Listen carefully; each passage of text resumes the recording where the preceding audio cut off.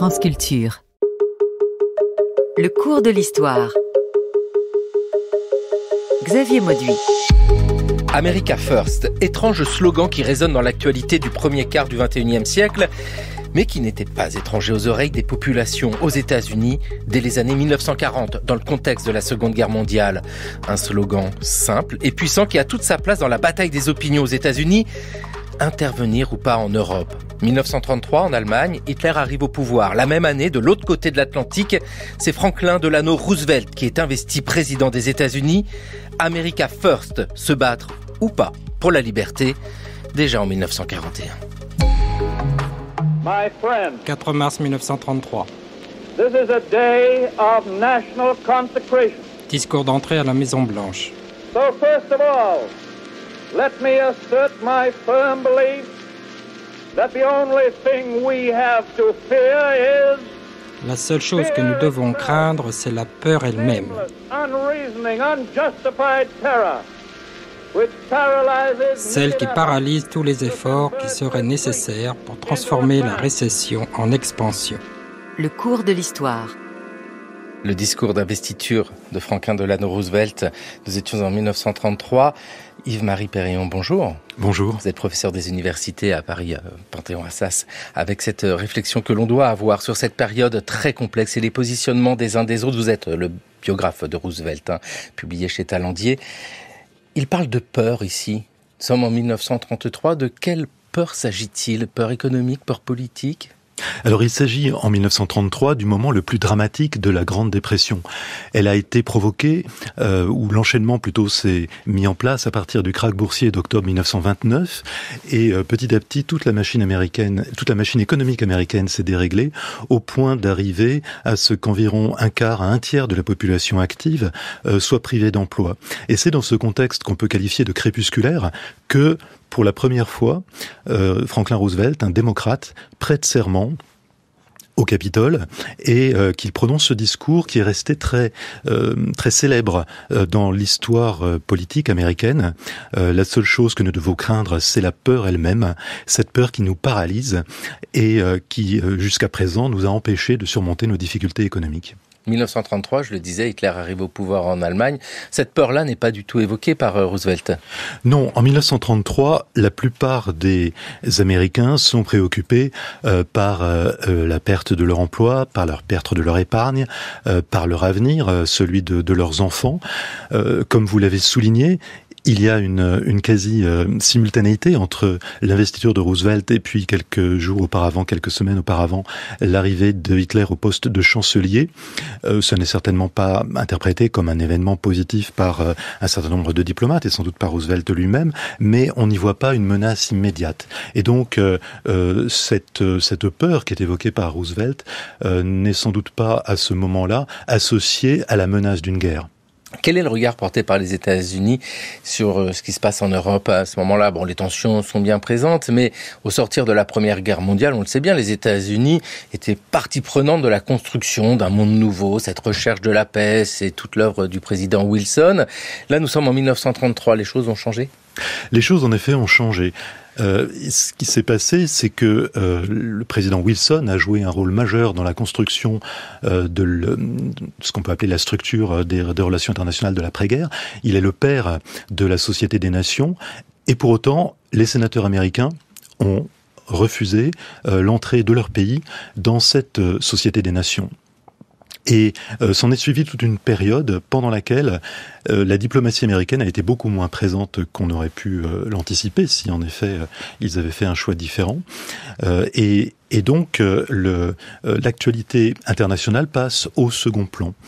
Et d'autant plus évidemment qu'à partir de 1929, ce sont les soucis économiques qui sont les premiers dans l'esprit des Américains. Avec nous aujourd'hui dans le cours de l'histoire, Christophe Prime, historien responsable des collections mémoriales de Caen et l'auteur de l'Amérique en guerre 1933-1945, publié chez Perrin. Bonjour Christophe Prime.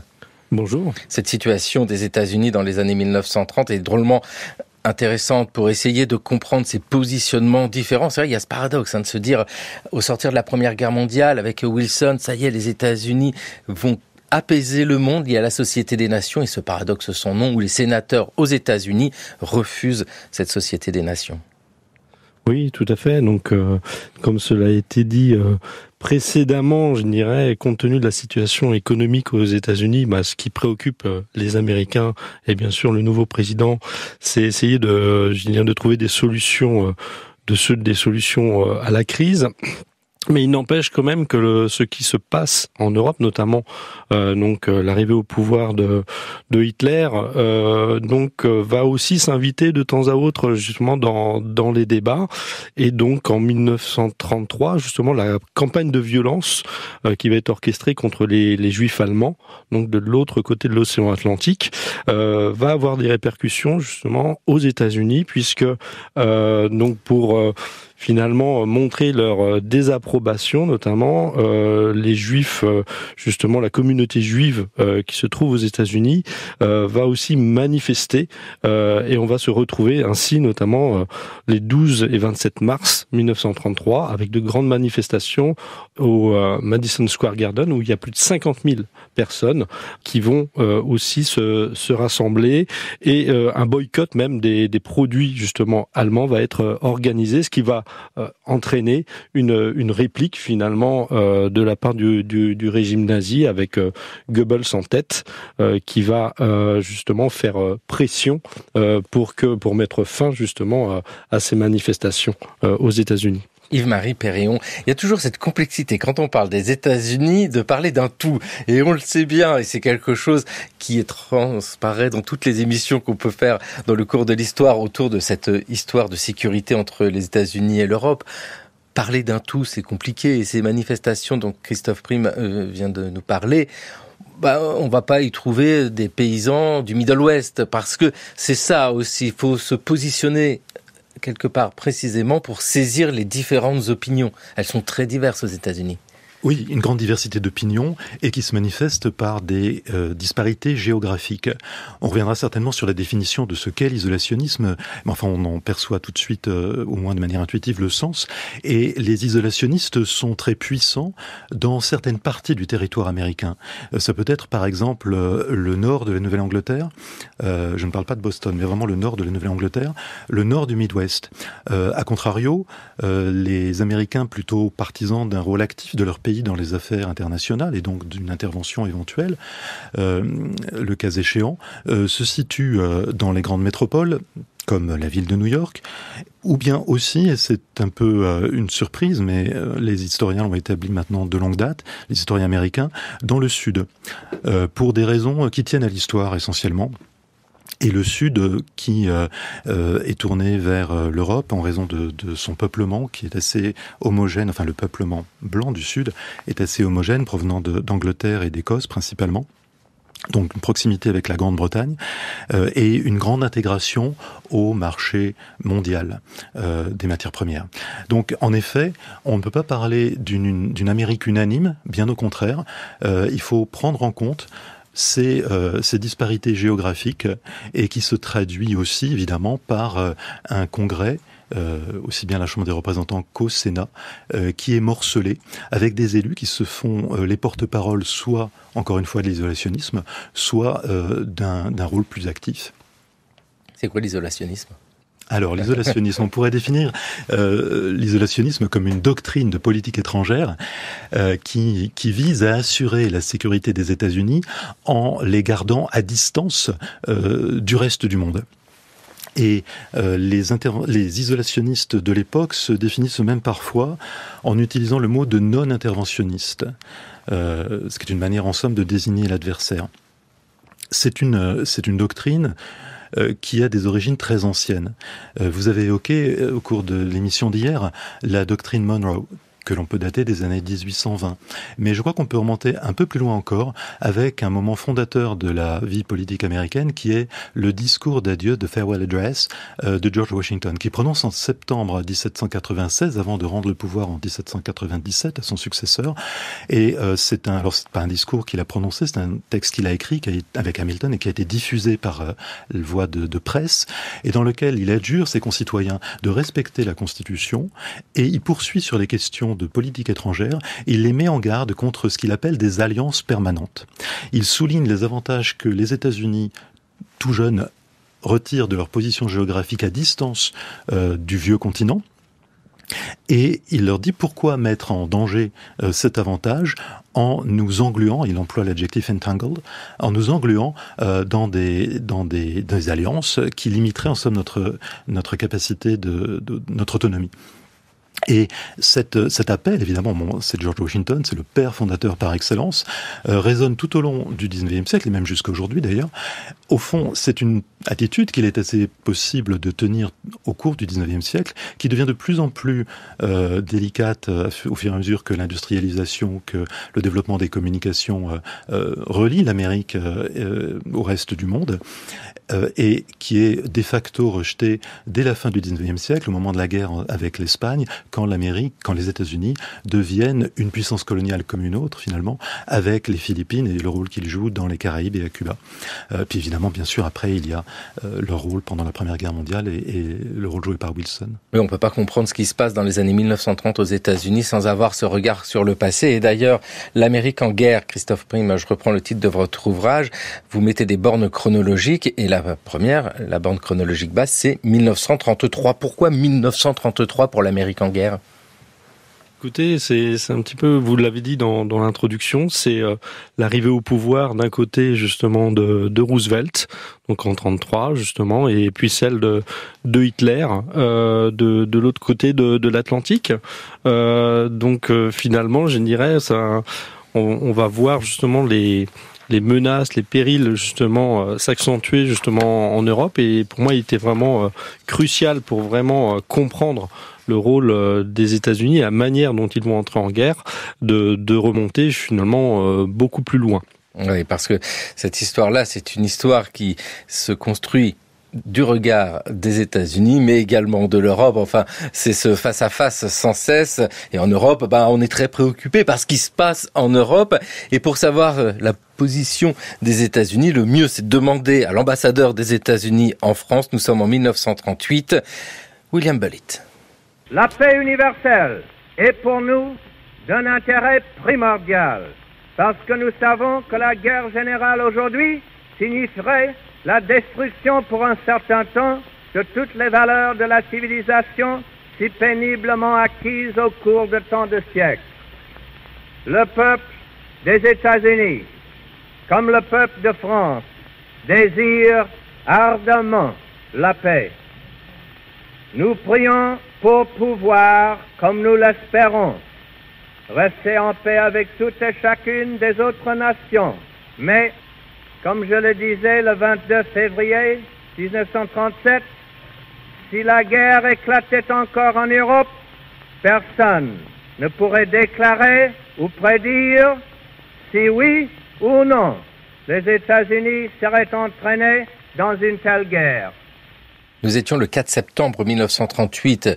La date est importante, mais comme bien souvent en histoire, parce que 1938, dans ce même mois de septembre, ce sont les accords de Munich qui sont signés, où, dans l'espoir de régler cette question des Sudètes, de la Tchécoslovaquie, Hitler remporte la partie, et le regard des États-Unis est intéressant ici à voir, parce que l'ambassadeur des États-Unis en France parle de paix universelle. On est loin de la réalité, mais quelque part on rejoint aussi le positionnement des Français ou des Britanniques qui ont espéré obtenir la paix après s'être soumis à Hitler. Oui, absolument. Alors peut-être faut-il dire un mot sur William Bullitt, parce qu'il est très révélateur de la manière dont Roosevelt gère la politique étrangère de son pays. C'est un homme de Philadelphie, d'une famille de la bonne société de Pennsylvanie, qui est un ami personnel du président. C'est aussi un homme de confiance. On sait qu'il a joué un rôle pendant la conférence de la paix à Paris en 1919-1920, et il a été le premier ambassadeur envoyé par Roosevelt à Moscou lorsqu'ont été établies des relations avec l'Union soviétique. Il succède à un autre ami de Roosevelt, Jesse Strauss, qui démissionne de son poste d'ambassadeur à Paris en 1936 pour des raisons de santé. Et tout au long du temps qu'il passe en France, Bullitt se fait à la fois l'avocat, le porte-parole de Roosevelt auprès des dirigeants français avec lesquels il a une relation de grande proximité, qu'il s'agisse de Daladier, de Blum ou de Reynaud, et réciproquement, il transmet leur message à Roosevelt. Mais ici, il s'adresse à l'opinion publique en prononçant un discours.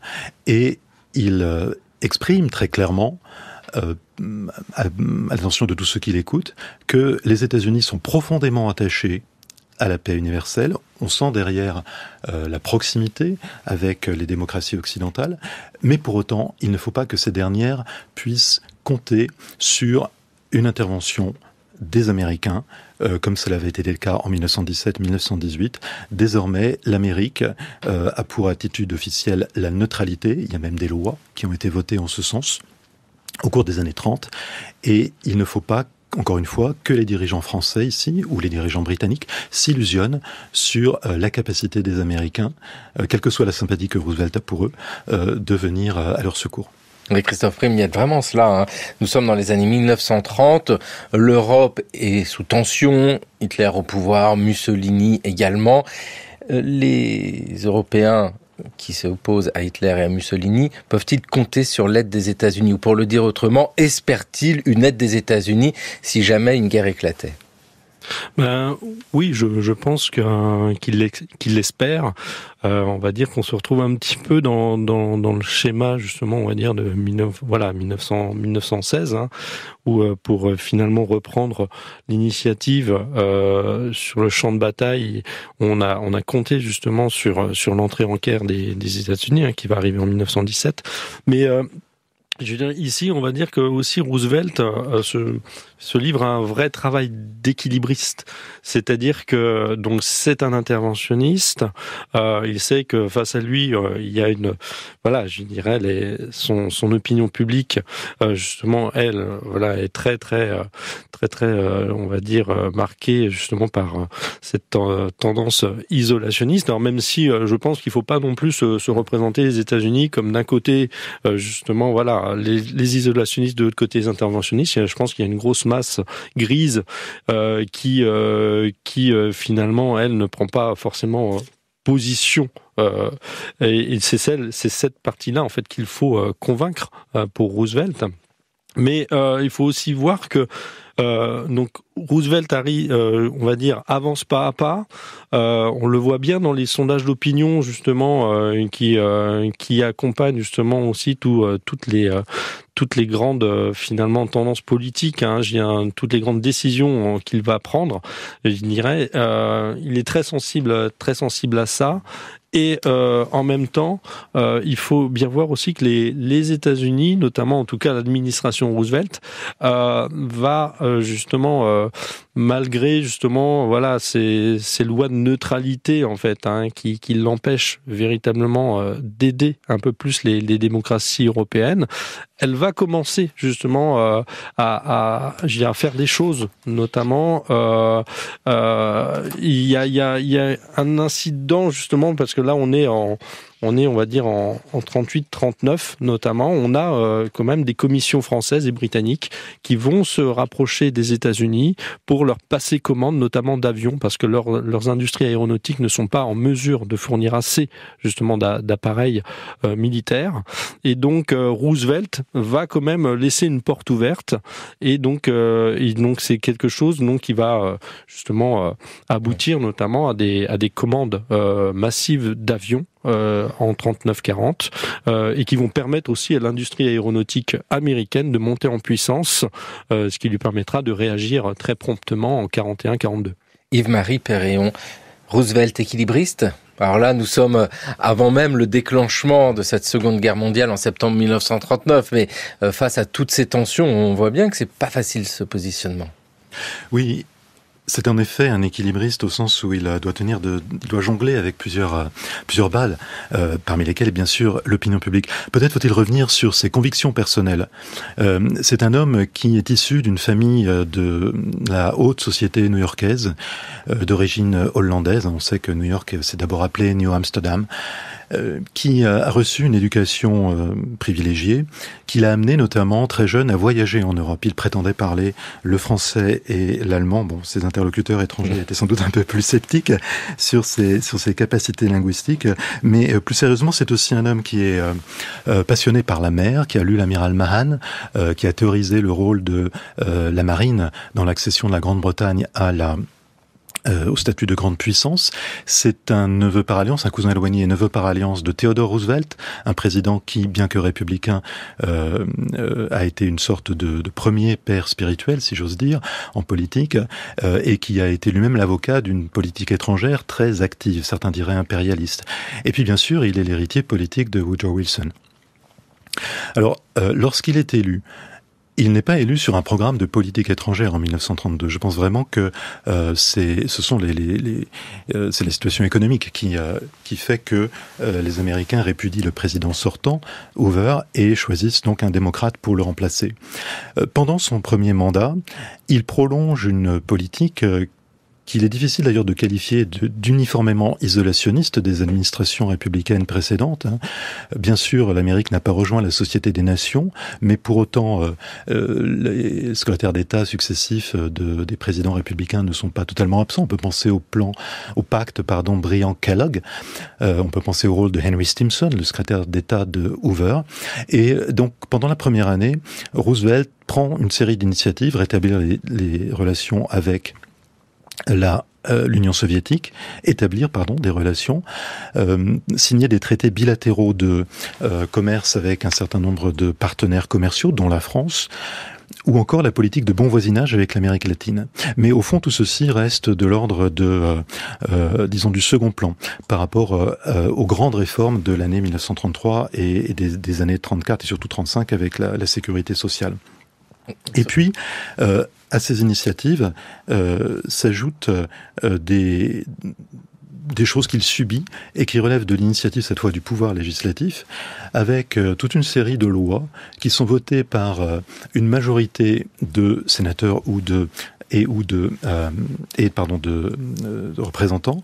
La première d'entre elles, c'est ce qu'on appelle le Johnson Act en 1934, qui porte le nom du sénateur de Californie, Hiram Johnson, un isolationniste, et qui interdit aux puissances étrangères qui ne se seraient pas acquittées de leurs obligations d'emprunter à nouveau aux États-Unis.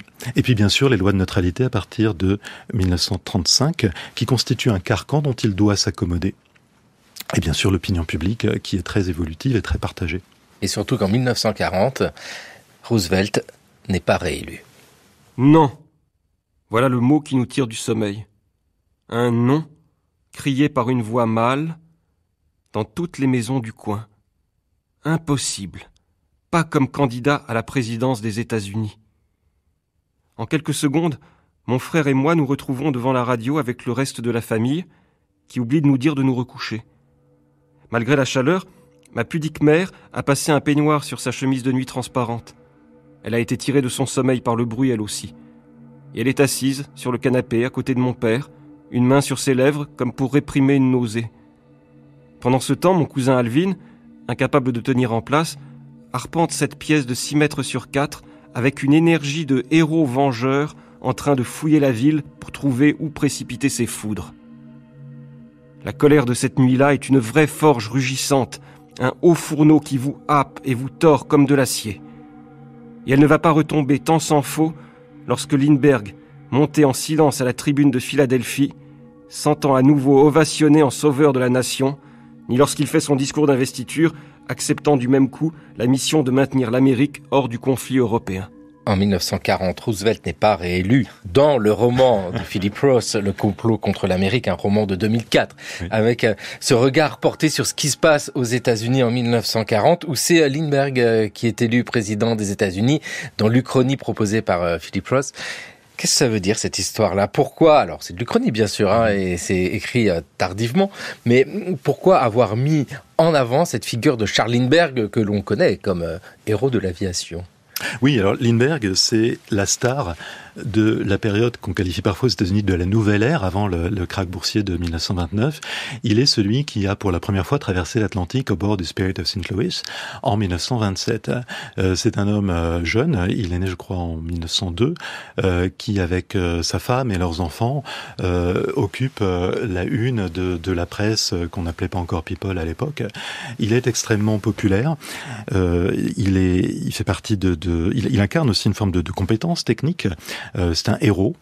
Et pour des raisons d'ailleurs qui tiennent aussi à son statut de star, à la suite de l'affaire du bébé Lindbergh qui s'est établi en Europe, il a établi des relations suivies avec des représentants du monde de l'aviation européen, et notamment il s'est rendu en Allemagne où il a été reçu et décoré, je crois, par Göring. Il est rentré aux États-Unis, où il s'est à nouveau établi, et petit à petit, il va s'engager en politique pour le camp isolationniste, plutôt au cours de l'année 1941. Ici, il s'agit de l'élection de novembre 1940. Et pour situer les choses dans leur contexte, alors sur la longue durée, il faut se souvenir que Roosevelt a déjà accompli 2 mandats et qu'il décide on ne sait pas très bien exactement quand il décide, mais il annonce à la dernière minute, lors de la convention démocrate, qu'il va se porter candidat pour un 3e mandat, rompant avec un précédent qui remonte là aussi à Washington, et il va commencer à faire campagne. Alors qu'est-ce qui l'amène au fond à ce geste sans précédent ? Eh bien d'abord, c'est un homme politique et il a certainement toutes sortes de bonnes raisons pour justifier son maintien au pouvoir. Mais il y a un contexte qui est bouleversé par un événement totalement inattendu pour les Américains qui se produit en mai-juin 1940 et qui est la défaite de la France. Il faut vraiment mesurer le retentissement qu'a eu cet épisode. Alors bien sûr, il y a eu l'entrée en guerre qui a été un choc très, très brutal. Il y a eu ensuite toute une série d'autres événements. Mais au fond, les Américains comptaient sur les Français pour répéter l'exploit de 1914 à 1917, tenir sur la ligne Maginot. Et là, la ligne Maginot s'effondre. Et cela, évidemment, comme on sait, de manière très rapide. On mesure l'impact de cet événement dans l'opinion américaine quand on lit la presse. Il y a un éditorial du New York Times, par exemple, du mois de juin 1940, qui dit en substance, voilà, les Français croyaient être en sécurité derrière la ligne Maginot. Nous, notre ligne Maginot, c'est l'océan Atlantique. Désormais, nous sommes à proximité du danger. Et donc, dans ce contexte absolument exceptionnel, Roosevelt annonce qu'il va se présenter à un 3e mandat. Et ce qui est peut-être encore plus surprenant, les républicains qui se réunissent en convention à Philadelphie désignent non pas un isolationniste, et pourtant il y en avait de nombreux parmi ceux qui, au premier plan des Républicains, pouvaient prétendre à l'investiture du parti. Je pense à Taft, par exemple, de l'Ohio, ou Vandenberg, du Michigan. Mais il désigne, au contraire, Wendell Willkie, qui est un homme qui partage l'essentiel des convictions de Roosevelt en matière de politique internationale, au point qu'on l'a appelé le Me Too candidate, et qui d'ailleurs va réaliser un score assez... Il est battu bien sûr par Roosevelt, contrairement à l'intrigue du roman de Philip Roth, mais au fond la victoire de Roosevelt est beaucoup plus étroite que celle que le véritable triomphe de 1936. America First, c'est d'ailleurs dans cette période-là, Christophe Prime, que l'on voit, alors non pas apparaître ce slogan qui existait déjà par le passé, mais en tout cas, c'est un moment où ce slogan-là prend une forme particulière. Oui, donc on peut revenir sur les origines de ce mouvement, en tout cas justement sur les débuts en 1940. Il faut savoir que les partisans de la neutralité vont continuer ces vertus à vraiment influer sur les débats politiques, qu'ils soient anciens combattants, catholiques irlandais ou agriculteurs du Midwest. Ils sont bien décidés à faire entendre leur voix, finalement, et donc ils s'organisent en conséquence. Et on a des manifestations anti-guerre qui vont être organisées dans tous les États, dans les universités du Missouri, du Massachusetts, par exemple, où on a des étudiants qui brandissent des pancartes indiquant donc The Yanks are not coming, donc signé Mr. and Mrs. America. Et donc le 4 septembre 1940, on a un étudiant en droit de Yale, donc Robert D. Stewart, qui va fonder le comité America First pour défendre le non-interventionnisme. Et il y a d'autres étudiants qui vont se joindre à lui, notamment le futur président des États-Unis, Gerald Ford. Et donc tous ces isolationnistes finalement vont essayer de faire pression sur le gouvernement pour faire appliquer les lois de neutralité, notamment celle de 1939, et donc ils vont exiger du président Roosevelt qui s'engage à maintenir le pays hors du conflit.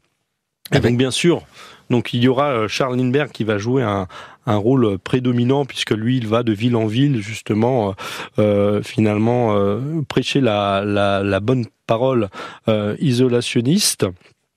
Et il faut savoir que ce mouvement, donc en 1940, va rassembler près de 800 000 adhérents. Hein, et il a des organes aussi, justement de diffusion, notamment des organes de presse très actifs, notamment le puissant quotidien Chicago Tribune. Donc finalement, il compte, il se fait entendre, et Roosevelt doit composer justement avec cette opposition. Et pour sentir un petit peu à quoi pouvaient ressembler ces discours, Charles Lindbergh en 1941.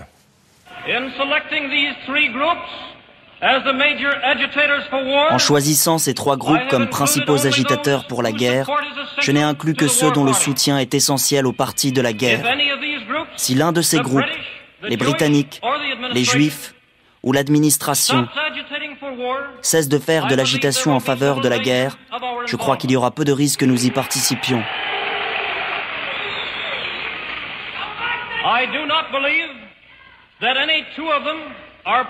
Je ne crois pas que 2 d'entre eux soient assez puissants pour mener ce pays à la guerre sans le soutien du 3e. Et pour ces 3-là, comme je l'ai dit, tous les autres groupes de guerre sont d'une importance secondaire, inutiles. Lorsque les hostilités ont commencé en Europe, en 1939, ces groupes ont compris que le peuple américain n'avait pas l'intention d'entrer en guerre. Ils savaient qu'il serait plus qu'inutile de nous demander une déclaration de guerre à ce moment-là. Mais ils pensaient que ce pays pourrait être entraîné dans la guerre de la même manière que nous l'avons été dans la dernière. Raphaël Lalonde qui nous donnait une voix française pour ce discours de Charles Lindbergh à Des Moines en septembre 1941 avec les cibles tellement identifiées, les Britanniques, les Juifs et l'administration. Yves-Marie Perréon, c'est incroyable d'ailleurs d'avoir ce trio-là. On est sur un schéma extrêmement lisible et simple et donc on a ici un mouvement America First. On ne s'occupe pas de ce qui se passe en Europe, mais il y a de l'argument derrière. C'est parce qu'on serait manipulé, parce que y aurait des intérêts qui ne seraient pas les nôtres pour nous, Américains. Oui, alors, ce qui était vraiment évident dans cet extrait, c'est l'antisémitisme de Lindbergh. Parmi les 3 groupes qui, selon lui, sont en train de manipuler les États-Unis pour qu'ils entrent en guerre, il y a les Britanniques, alors on comprend évidemment pourquoi, on est en 1941, l'Angleterre de Churchill est seule face à Hitler, il y a l'administration Roosevelt, qui, selon lui, se rend coupable d'une trahison des intérêts supérieurs des États-Unis, et puis il y a les Juifs. Et il est certain que dans l'isolationnisme, il est impossible, il serait excessif de faire une équation isolationnisme égale antisémitisme. Ce qui est certain, c'est que la plupart des Américains qui ont des complaisances pour le régime nazi et qui sont donc antisémites se retrouvent dans le camp des isolationnistes. Maintenant, les isolationnistes eux-mêmes comportent des gens qui sont favorables à ce que leur pays reste en dehors de la guerre, mais qui ne sont pas nécessairement favorables à la victoire de l'Allemagne sur ses adversaires. Donc les choses sont extrêmement complexes. En tout cas, encore une fois, l'antisémitisme de Lindbergh ici est patent. Alors évidemment, ce qu'il s'agit d'éviter, c'est que se reproduise le scénario qui a conduit à l'entrée en guerre des États-Unis pendant la Première Guerre mondiale. Et quelle lecture est-ce que les gens en font à ce moment-là ? Ce sont des événements qui remontent déjà à une vingtaine d'années. Dans la, disons, vulgate isolationniste de l'époque, la guerre, les États-Unis sont entrés en guerre, parce que les banquiers ont prêté de l'argent au gouvernement britannique et français pour qu'ils achètent du matériel militaire aux industriels américains. Et donc, à leurs yeux, ce sont ces financiers et ces industriels qui ont bénéficié de l'engagement des États-Unis dans la Première Guerre mondiale. Et l'opinion a été manipulée, notamment à cause d'événements comme le torpillage du Lusitania, qui précède de pratiquement 2 ans l'entrée en guerre des États-Unis, en 1915, le Lusitania, mais dans laquelle des victimes américaines ont péri. Et donc, c'est pour ça que les lois de neutralité, par exemple, qui ont été votées au cours des années 30, comportent 2 volets distincts. Le plus important, bien sûr, c'est l'embargo sur les livraisons d'armes et de matériel militaire et de matières premières. Mais il y a aussi cette interdiction, au départ, c'est simplement une recommandation qui est faite aux citoyens américains de ne pas voyager sur les navires des pays belligérants. Puis après, ça deviendra une interdiction. Et donc, on voit que tout cet édifice législatif a été conçu pour éviter que se reproduise l'engrenage de 1915, 1916, 1917. Et c'est véritablement ce que Lindbergh remet en avant à nouveau dans l'argumentaire de tous ces discours pendant l'année 1941. Et vous avez raison de rappeler que la Première Guerre mondiale, c'est hier quand on se trouve en 1940. C'était dans toutes les mémoires, dans le vécu même de beaucoup de gens. Et de se dire que les États-Unis sont entrés en guerre pour les intérêts de certains banquiers et marchands d'armes, ça donne pas envie d'entrer de nouveau en guerre, surtout pour la Première Guerre mondiale où les États-Unis n'avaient pas encore une armée très puissante. Christophe Prime, c'est pas du tout le cas dans ces années 1930-1940. Là non, je dirais finalement Roosevelt se montre très précautionneux, c'est-à-dire que même si on va dire il a un petit peu le mort aux dents, notamment par les lois de neutralité votées par le Congrès, et même si par exemple le 30 octobre 1940, alors qu'il est candidat justement à sa réinvestiture, donc il va justement tenter de rassurer son auditoire en leur disant donc vos garçons ne seront pas envoyés dans des guerres étrangères. Parallèlement, il va là aussi progressivement faire son maximum pour commencer à réarmer finalement son pays. Faut bien savoir que donc dans les années 30, l'armée américaine, on va dire, c'est une armée naine.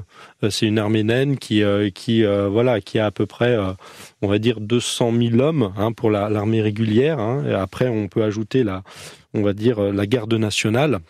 Et finalement, au début des années 40, on est à 400 000.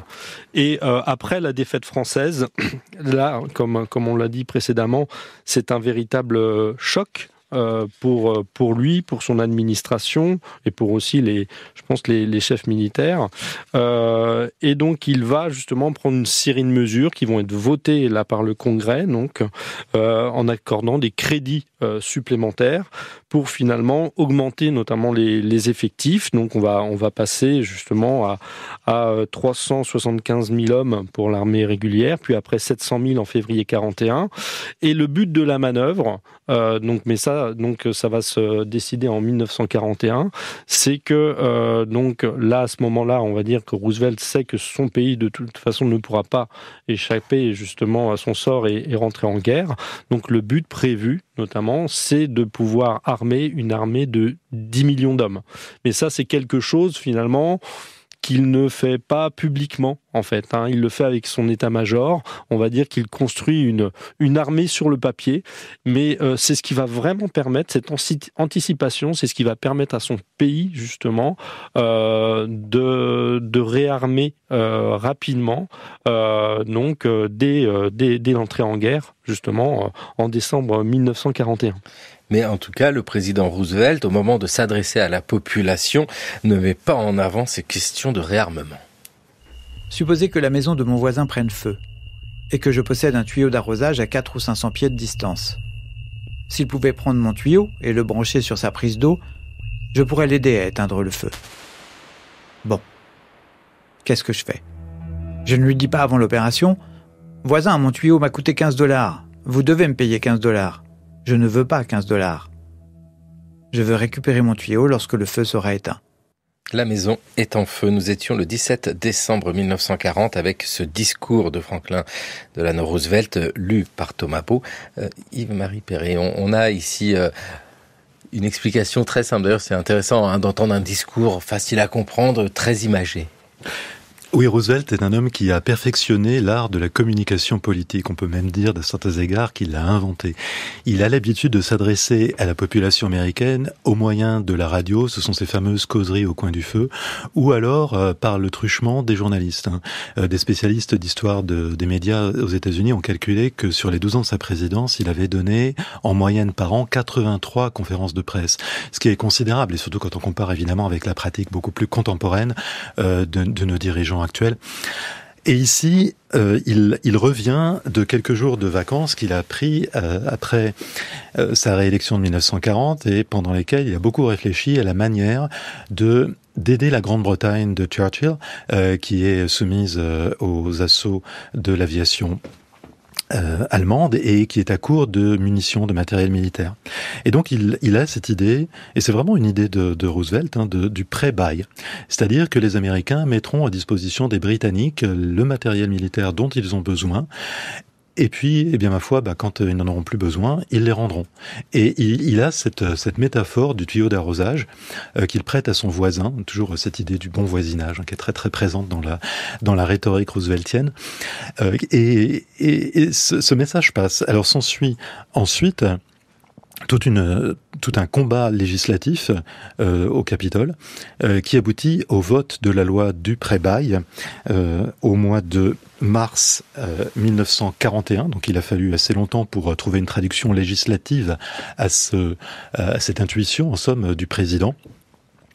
Pré-bail qui s'adresse au départ essentiellement à la Grande-Bretagne et qui va être ensuite étendu à l'Union soviétique après l'invasion allemande de juin 1941. Et avec ici, nous imaginons de la part des Européens attaqués, agressés, l'envie du soutien venu des États-Unis, alors particulièrement le Royaume-Uni avec Churchill qui peut aller à la Maison-Blanche avec ou sans costume. On sait bien que c'était pas tellement ça qui compte. Christophe Prime, il y a cette demande de la part des Britanniques. Oui, j'ai une demande de plus en plus pressante de la part de Churchill. Il faut rappeler que l'armée britannique, justement, donc, je dirais finalement presque seule, à combattre à la fois contre l'Allemagne et contre l'Italie fasciste, donc depuis 1940, qu'elle a essuyé de lourdes pertes, notamment après Dunkerque, où elle a perdu tout son matériel lourd. Et je dirais, c'est aussi sur mer dont elle a besoin d'aide, parce que la Royal Navy est puissante, mais là, donc, le nombre de convois traversant l'Atlantique et les autres océans, justement, nécessite de gros moyens d'escorte. Donc, on aura l'affaire notamment des 50 destroyers, qui va être déjà, une première aide des États-Unis, des États-Unis en direction de la Grande-Bretagne, en sachant que finalement c'est du donnant-donnant. Les États-Unis vont donner 50 vieux destroyers. Pour la petite histoire, il faut savoir que la grande majorité de ces destroyers finalement ne serviront même pas d'escorte justement au convoi dans l'Atlantique parce qu'ils sont totalement obsolètes, donc ils ne serviront pas. Mais en échange de quoi, donc, la Grande-Bretagne va mettre à disposition des bails, pour permettre dans différents lieux, différentes îles, pour permettre à l'armée américaine d'installer des bases militaires, et ce pour un bail pour une durée de 99 ans. Mais on va dire que Churchill, est quelqu'un de très malin. Il a énormément besoin, bien sûr, de l'aide matérielle américaine, mais il a aussi, il souhaite, il désire ardemment que les États-Unis entrent en guerre.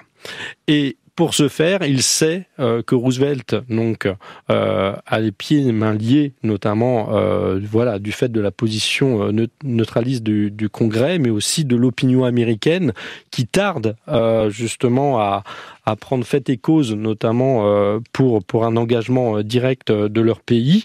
Et on a justement une tentative d'ingérence qui est assez peu connue, notamment, mais qui va se faire en accord avec Roosevelt et notamment le FBI. C'est la création, notamment, d'une antenne du MI6, donc le British Security Coordination, la BSC, qui va s'installer donc au Rockefeller Center et dont la mission, finalement, on va dire, ça va être d'organiser des coups bas, en fait, c'est-à-dire que c'est une machine de propagande qui va avoir pour mission de faire basculer l'opinion américaine, comme cela avait été fait lors du premier conflit mondial. Et il faut savoir notamment qu'en 1941, parmi les fausses rumeurs qui vont être diffusées justement par le BSC, c'est l'existence notamment d'un plan d'occupation nazie d'Asie, donc de l'Amérique du Sud. Donc, et ça va être diffusé dans les médias américains. Ça va faire du bruit, bien sûr, alors que c'est une affaire montée de toutes pièces.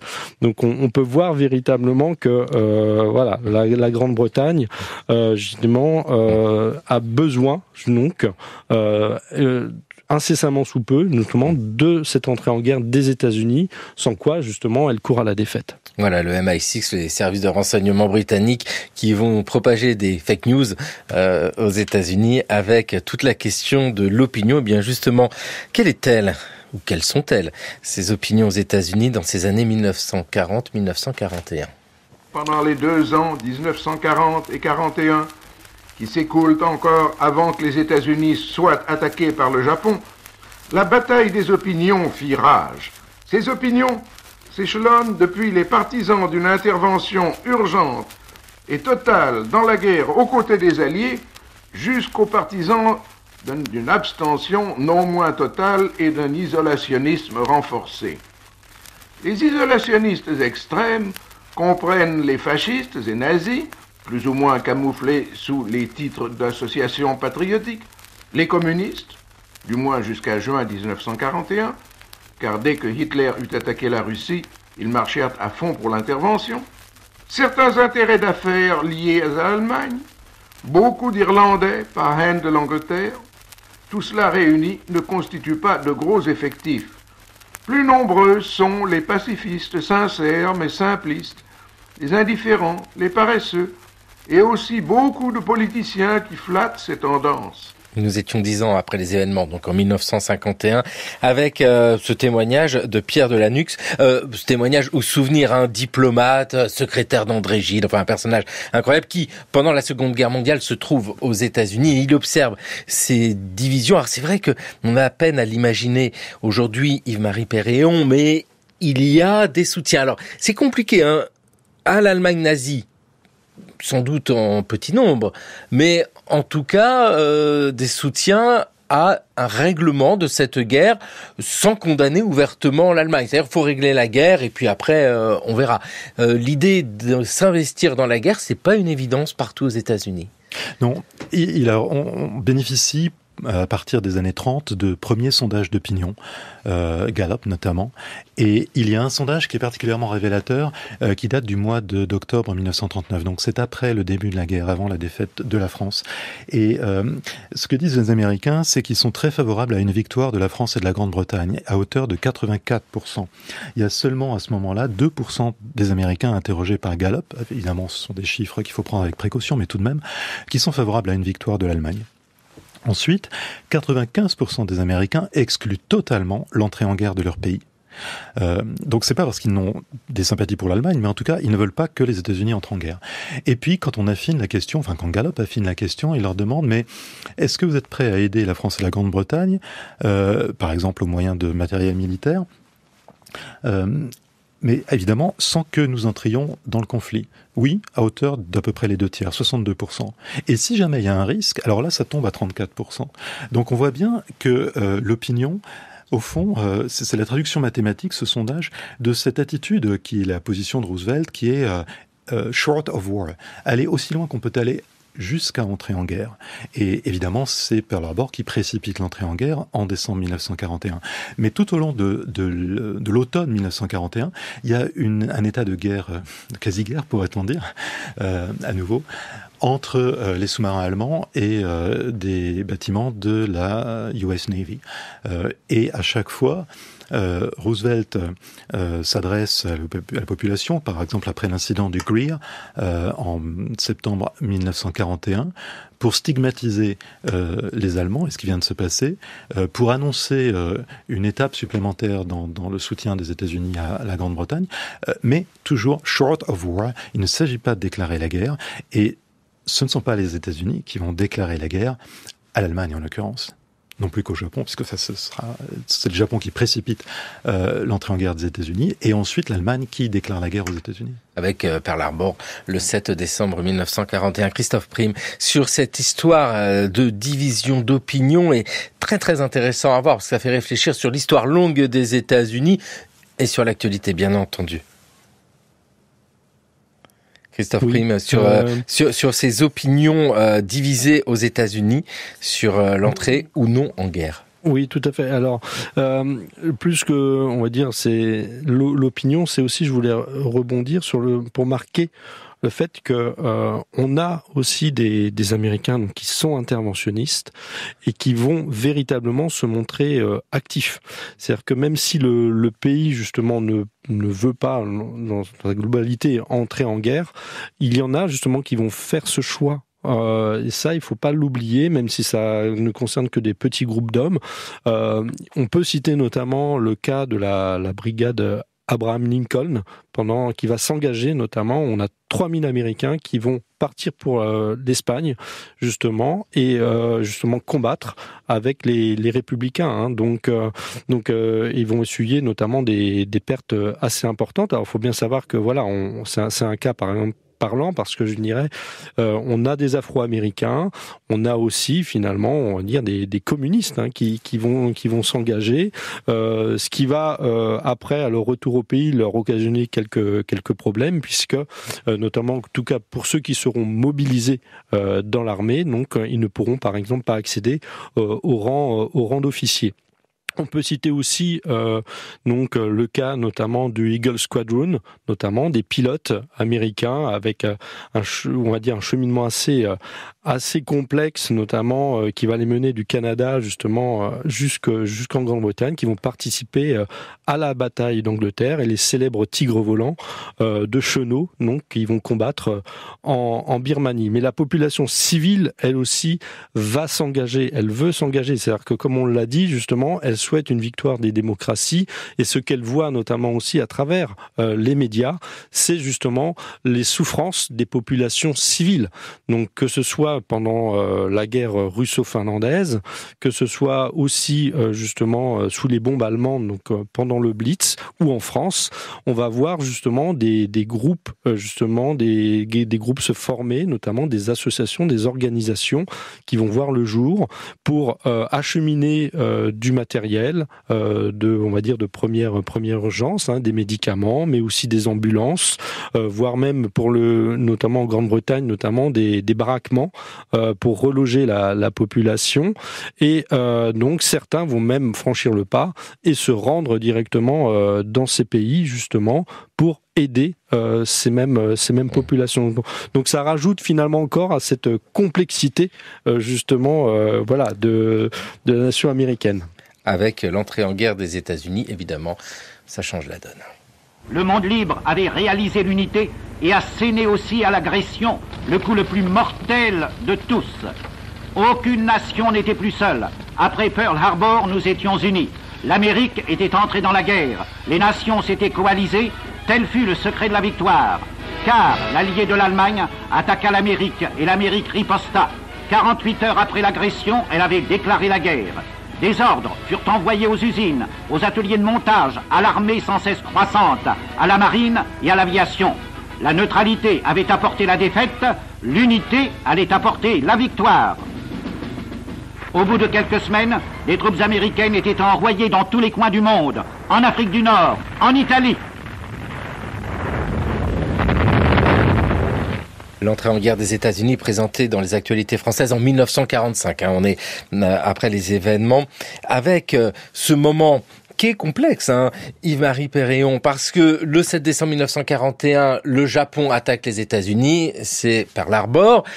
C'est l'Allemagne qui déclare la guerre aux États-Unis. Hein. C'est ce que vous nous disiez. C'est pas les États-Unis qui déclarent la guerre à l'Allemagne. Comment ça se passe pour le président Roosevelt, dont vous êtes le biographe ? Est-ce qu'on peut dire qu'il a tenté de convaincre la population américaine d'entrer dans la guerre ? Ou, de manière sans doute plus juste, à partir de quel moment a-t-il tenté de convaincre la population américaine d'entrer dans la guerre ? Alors, je pense que le moment décisif où Roosevelt comprend que les États-Unis ne pourront pas rester à l'écart de la guerre, et en tout cas devront s'engager activement à soutenir la France et la Grande-Bretagne, c'est la conférence de Munich. Hein, c'est ce qu'avait montré une historienne américaine, Barbara Farnham. Et donc, à ce moment-là, 1938, oui. Et par la suite, on voit que Au fond, il sait que c'est inéluctable, mais il s'efforce de retarder le moment décisif, de manière à ce que justement l'outil industriel soit au plus fort de sa capacité. Et donc, c'est ce qui se produit en 1941 à Pearl Harbor. Et là, c'est un retournement complet de l'opinion. Les isolationnistes, évidemment, ils sont toujours là, bien sûr, mais ils cessent d'être isolationnistes. Et j'ai mentionné tout à l'heure le nom du sénateur Vandenberg, sénateur du Michigan, qui a été un de leurs porte-parole les plus puissants, les plus respectés d'ailleurs par le camp adverse. C'est un homme qui a été jusqu'à écrire au moment du vote de la loi du pré-bail, c'est le suicide de la République. Et le jour de Pearl Harbor, quand il apprend l'attaque japonaise, il écrit à Roosevelt pour lui dire je me mets à la disposition de l'effort de guerre. Et par la suite, il va devenir l'un des avocats les plus efficaces de l'Alliance Atlantique, du plan Marshall, et il a soutenu en tant que républicain, il n'est pas devenu démocrate, il a soutenu en tant que républicain la constitution du nouvel ordre international qui est mis en place par Roosevelt en 1944-1945. Ce qui veut dire qu'après Pearl Harbor, tous ceux que nous avons pu évoquer, alors les isolationnistes, c'est une chose, et ceux qui avaient un discours ambigu, ceux-là, on les entend plus. Alors, les nazis aux États-Unis, on voit bien, ça c'est un cas particulier. J'imagine que eux, ils sont tout de suite mis hors jeu. Mais pour les autres, le discours ne porte plus celui d'America First qui était porté encore en 1941. On les entend moins. Non, ce discours a entièrement disparu. La plupart de ces porte-paroles de premier plan ont été soit discrédités, soit, comme Vandenberg, ont une véritable conversion. Et puis, il y a une sorte de il y a un consensus réel des républicains et des démocrates pour la politique qui est mise en œuvre à partir de 1945 et qui se poursuit jusque la chute de l'Union soviétique dans les années 90. Christophe Prime, en quelques mots, Lindbergh, il devient quoi dans cette histoire ? Alors Lindbergh, finalement, il va prendre acte de la déclaration de guerre, mais je dirais comme la quasi-totalité de ses concitoyens, justement, il va là se ranger du côté du président. Il va même demander à réintégrer les rangs donc de l'US Army Air Force, donc ce qui lui sera refusé parce que voilà, Roosevelt n'a pas oublié justement ces propos qui ont pu proche des fois de la calomnie, mais il n'empêche que après donc il va se mettre au service notamment de l'industrie aéronautique parce que voilà, c'est un spécialiste dans le domaine, et il va même aller un petit peu plus tard former justement des pilotes dans le Pacifique, notamment à l'usage du fameux chasseur Corsair. Donc on peut voir justement que c'est très symbolique justement de ce revirement brutal, notamment même des isolationnistes les plus convaincus. Avec ici ce problème de l'isolationnisme, au-delà que le mot est imprononçable, il faut le dire, on voit combien c'est à la source de ces situations qui conduisent notamment à la guerre, et cette guerre qu'il faut comprendre avec ces lectures. Christophe Prime, L'Amérique en guerre 1933-1946 est publié chez Perrin, et puis votre biographie Yves-Marie Perréon que vous consacrez au président Roosevelt, Franklin Delano Roosevelt, ce qui permet d'éclairer cette politique des États-Unis vraiment sur un temps long, je le dis, parce qu'il y a des échos sans cesse au passé, c'est sûr, mais à l'actualité. Merci vivement à vous deux. Merci à vous. Prochain épisode du cours de l'histoire pour poursuivre l'histoire des relations de sécurité de l'Europe et des États-Unis. La guerre froide, bien sûr. Europe-États-Unis, est-ce encore l'OTAN des copains ? Le pacte atlantique est désormais une réalité. Le pacte atlantique, dont tous les ministres présents ont souligné le caractère défensif, unit 12 nations dont le seul but est d'assurer la paix. Une paix maintenant plus sûre.